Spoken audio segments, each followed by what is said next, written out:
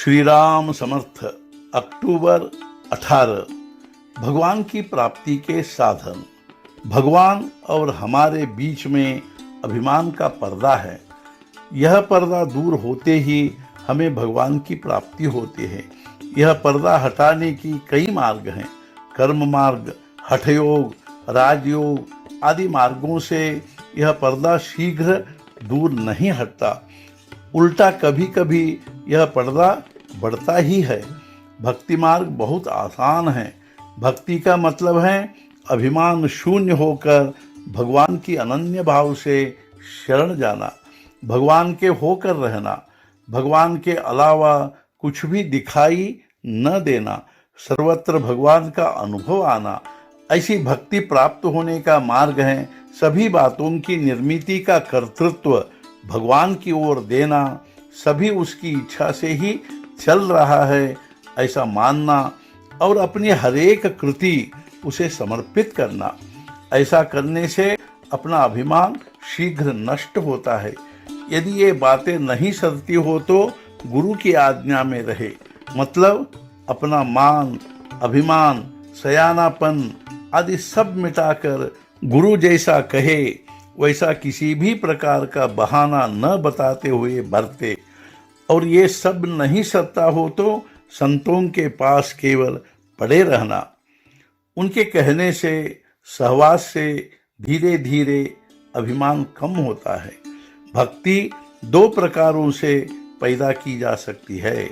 पहला प्रकार यानी सर्वसंग परित्याग कर, लंगोटी पहनकर भगवान तू जब मुझे मिलेगा तभी मैं उठूंगा ऐसा निग्रह करके बैठना। यह मार्ग कठिन है, गृहस्थ को यह मार्ग नहीं सध पाएगा।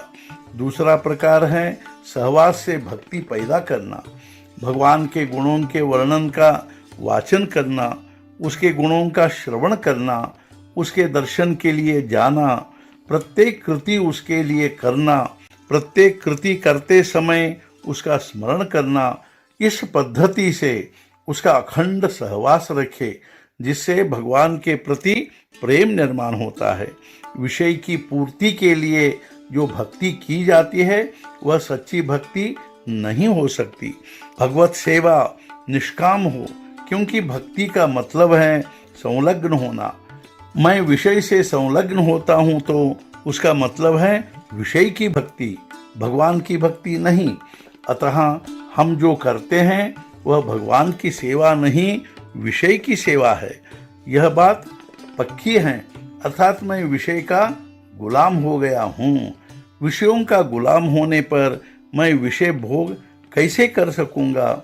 मालिक बनकर विषय भोग करे। संत, भगवंत ये सच्चा सुख देने वाले हैं। उनके पास विषय मांगने का अर्थ है राम के पास जाकर भिक्षा के लिए कपड़ा मांगने जैसा पागलपन नहीं तो और क्या। हम सेवा का फल मांगकर भगवान को दूर करते हैं।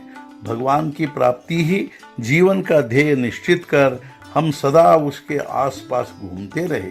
भगवान में जो विलीन हो जाते हैं वे वापस नहीं आते, इसे ध्यान में रखें। आज के मुख्य विचार। भगवान की प्राप्ति में जो बाधाएं आती हैं वे बाधाएं मिटाने के लिए जो तड़पता है उसका साधन ठीक चल रहा है ऐसा समझो। सद्गुरुनाथ महाराज की जय। जय जय रघुवीर समर्थ।